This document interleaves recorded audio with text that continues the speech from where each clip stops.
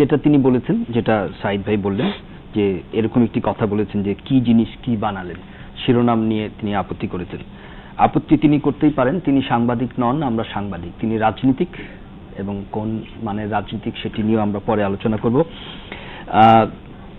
এখন কথা হচ্ছে, তিনি যখন বলছেন যে এমন কারোর সঙ্গে তিনি কথা বলতে চান যিনি এনলাইটেন করতে পারবেন এবং আমি তাকে বুঝতে পারবো, বোঝাতে পারবো।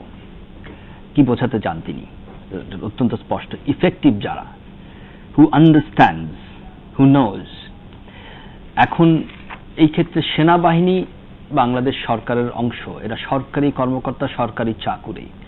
একটা মেজর জেনারেলের র্যাঙ্ক আমাদের দেশে অনেক বেশি, সেক্রেটারি, লেফটেন্যান্ট জেনারেলদেরকে সিনিয়র সেক্রেটারি সমান বেতনের যদি ব্যাপারটি দেখেন তাহলে সেই সমান। এদের সঙ্গে তিনি তো অন্য কোনো সরকারি চাকুরের কথা বলেননি, তিনি তাদের সঙ্গে কথা বলতে চেয়েছেন যারা তাকে বুঝতে পারবেন এবং বোঝাতে পারবেন, তাকে এনলাইটেন করতে পারবেন, এই কথা বলেছেন। এবং এই কথোপকথনটি আমি পুরোটা শুনেছি। একটি জায়গায় তিনি ওই ভদ্রলোক, অজ্ঞাত ব্যক্তি যার পরিচয় সম্পর্কে আমরা শুধু এখনো পর্যন্ত অনুমান করতে পারি, আমি আশা করছি তার পরিচয় আমরা জানতে পারবো, একদিনের মধ্যে আমরা জানতে পারবো, আমরা সে চেষ্টা চালিয়ে যাচ্ছি। সেইখানটায় একটি জায়গায় এই ভদ্রলোক বলছেন মাহমুদুর রহমান মান্নাকে যে person of your, man of your stature gave me a call, has given me a call. তার মানে হচ্ছে তার মতো একজন ব্যক্তি, তার মর্যাদার, তার মানের একজন ব্যক্তি তার সঙ্গে যোগাযোগ করেছেন, এটিতে তিনি সম্মানিত বোধ করেছেন এবং সেটা তিনি জোর দিয়ে বলেছেন। তার মানে মাহমুদুর রহমান মান্না তার সঙ্গে যোগাযোগ করেছেন। তিনি সেনাবাহিনীর অফিসারদের সঙ্গে কথা বলতে চান। কেন কথা বলতে চান, কি আলাপ করতে চান? সেনাবাহিনীর অফিসারদের সঙ্গে তো বিভিন্ন জায়গায় আমাদের দেখা হয়, বিভিন্ন অনুষ্ঠানে দেখা হয়।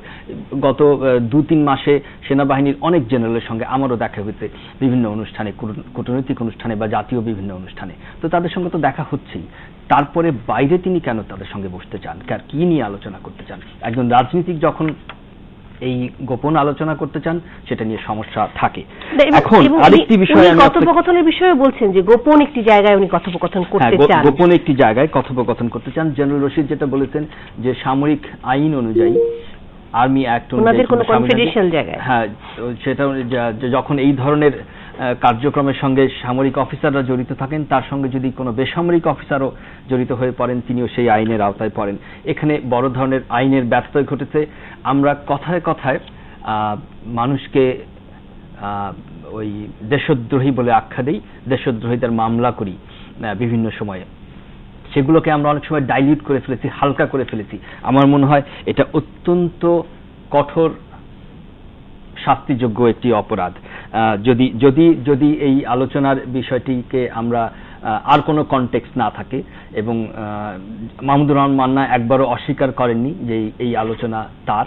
আজকে যখন আমরা পুরোটা ছেপেছি, পুরো অডিওটা তুলে দিয়েছি, আজকে তিনি আমার সহকর্মীদের সঙ্গে কথা বলেছেন, তিনি শুধু বলেছেন আপনারা কি জিনিস কি বানালেন। তার মানে হচ্ছে যে জিনিসটা আছে সেই জিনিস নিয়ে তার কোনো আপত্তি নেই, সেটা ঠিক আছে। সেটা নিয়ে আমরা কিভাবে উপস্থাপন করেছি, শিরোনাম করেছি। এখন শিরোনামের ব্যাপারে আমি একটু বলতেই হবে আমাকে এই ক্ষেত্রে। আমি একটু বিরতি নিয়ে ফেরত আসতে চাই। শিরোনামটা নিয়ে আমি একটু বলে নিই, শিরোনামের ব্যাপারে কি জিনিস কি বানালেন। এখন যেটুকু আলোচনা আমরা করেছি সেইখানে এই ফাঁস কথোপকথন নিয়ে আমরা বলেছি যে জেনারেলদের সঙ্গে বৈঠকে আগ্রহী মান্না। এখানে ভুলটা কি করা হলো, কোন জিনিসকে কি বানানো হলো, এটি তার কাছে নাগরিক, তিনি যে কোনো নাগরিক নন, তিনি সাংবাদিক নন, সেটা মানি, সাংবাদিকতা তিনি বোঝেন না হয়তো, কিন্তু নাগরিক হিসেবে অত্যন্ত সচেতন, অত্যন্ত শিক্ষিত নাগরিকদের একজন তিনি। তো আমি খুব করে জানতে চাই আসলে যে কি জিনিস কি বানালেন বলতে তিনি কি কোনো নির্দিষ্ট পয়েন্টের উল্লেখ করেছেন কিনা, যে এই জিনিসকে আপনারা এই বানিয়েছেন, সেটি একটি বিরতির পর জানতে